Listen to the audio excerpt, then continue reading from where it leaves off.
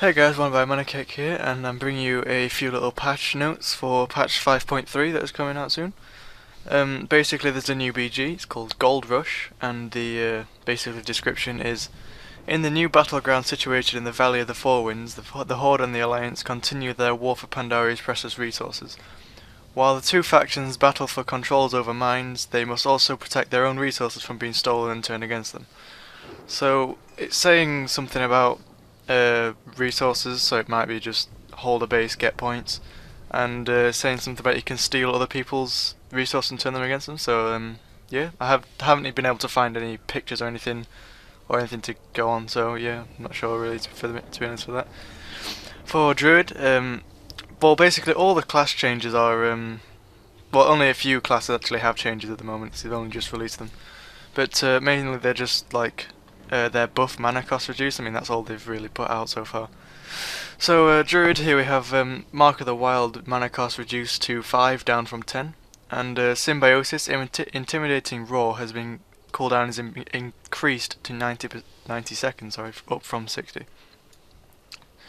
For Mage, Arcane Brilliance and Dalaran Brilliance have both have their mana cost reduced to 1%, down from 4.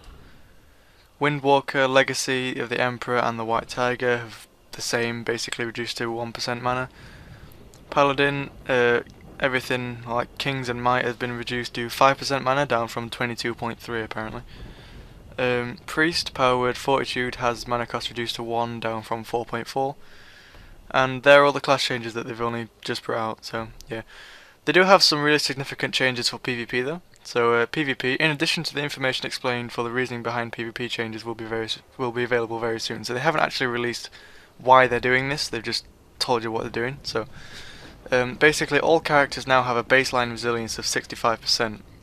So there's lots of different mixed opinions about this, because then everyone will take loads of hits, and everyone's saying that PvE gear will just sort of rule the battleground, but it won't, because they're doing something here for it. So I'll explain that in a second. So they've put all 65% baseline on every character. Resilience has been removed from most PvP gear, so it's not fully gone. You can still get it on some PvP items. Season 13 Tyrannical gear has had the item level increased to 496, up from 493, because at the moment it's only slightly better than 2 out of 2 upgraded Malevolent.